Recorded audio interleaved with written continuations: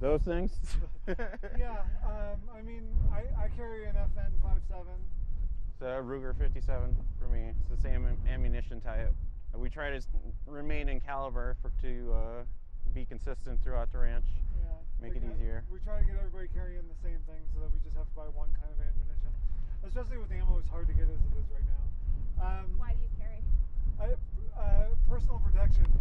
We have guns that are for the ranch that we use to chase off coyotes and stuff like that.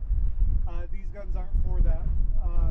We get threatened pretty constantly.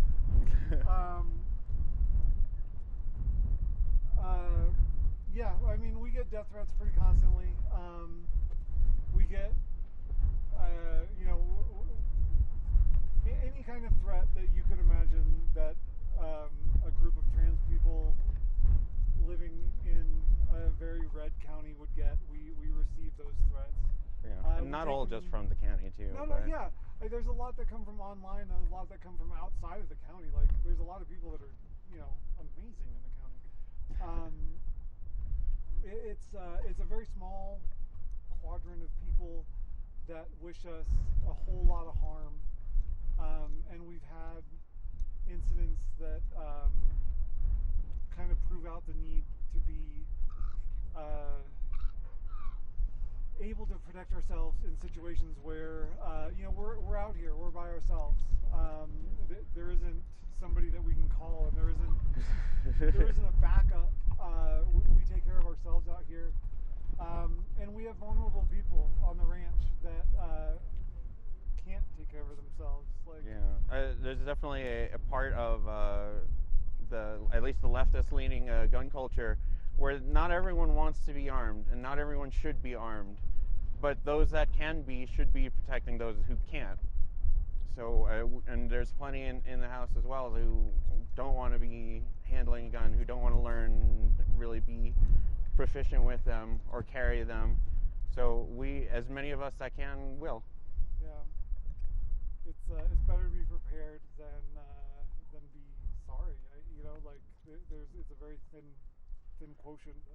Where if you're not ready, you get killed. It happens to trans women a lot. Yeah, last year we had the most murders in the trans community ever recorded. So we just need to stay diligent and on top of it, and then we know, all you need is something on your hip. Like, you don't need to prove anything to people. You don't need to say anything. They just know you're not an easy target. They can't mess with you. Yeah, we certainly don't.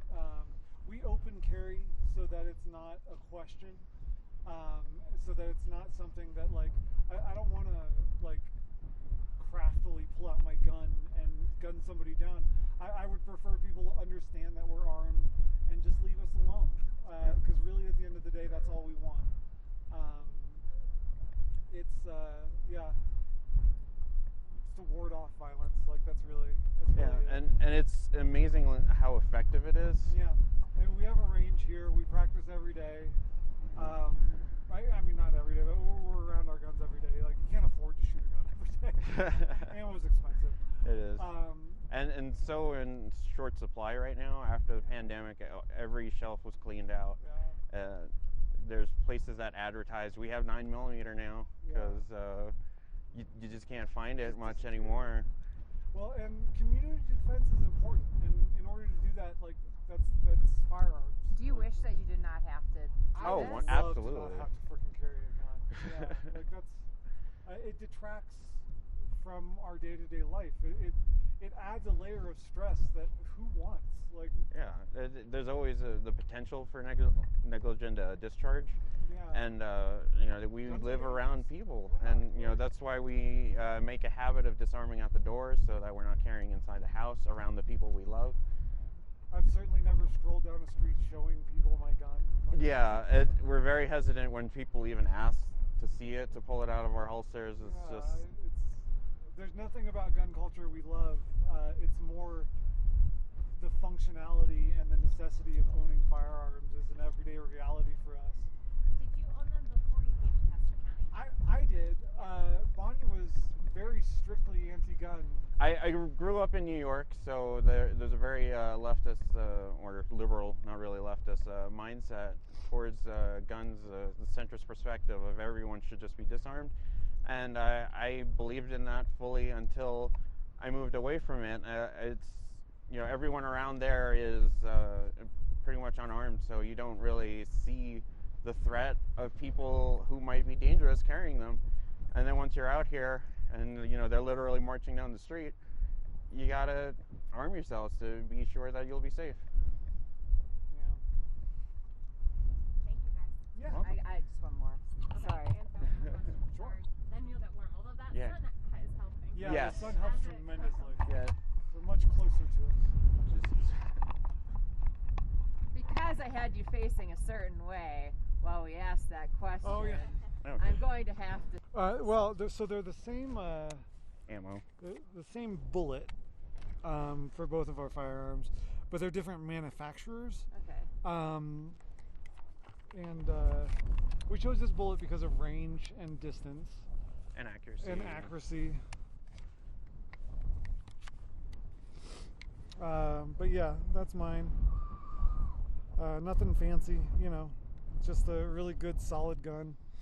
You can tell I wear it all the time. It's got a lot of wear and tear on it. Wear a lot and of hay. tear. Yep. A lot of hay. A lot No. of hay and animal hair. Yeah. There's I'm a particular the- reason I'm pulling mine out, because I probably wouldn't, but this is a Ruger 57, but I painted it a little bit. So we got a trans flag Yeah. just Sell it and on let there. it go. As soon as I saw there was 5 stripes in between, I was like, I have to put a trans flag on that. That's just where it needs to be. Oh my Modding is queer culture. Yeah. Yeah, it sounds like you never, Bonnie, pictured yourself having a gun on your hip. No, even when I first joined the ranch, it was everything else that they were doing, I was 100% for. But the idea that I would be living in a community where guns were present was not appealing. It was almost a deal breaker. I almost didn't come because of them. Because of the guns. But now it's yeah. on my hip. It's just part of my life now. Yeah. Okay, can I see your hip? You're not the first people we've talked to in town that felt like they had to buy a handgun because it was protection for, like, the newspaper guy Yeah. Yeah. said Yeah, that. he's No, a lot of absolutely. These last 4 years, extremism has really taken root Yeah. and become a mainstream culture. And when that happens, we look at the world and we know through history when that happens, the non-extremists have to arm up or you just disappear. And that's not, Like people like to erase like Jewish partisans in Nazi-occupied France. like you try not to as long as you possibly can, and eventually you're forced into that position. I don't know. Living life. Yeah, and you just adapt it. It's part of who you are all of a sudden, and you just move on.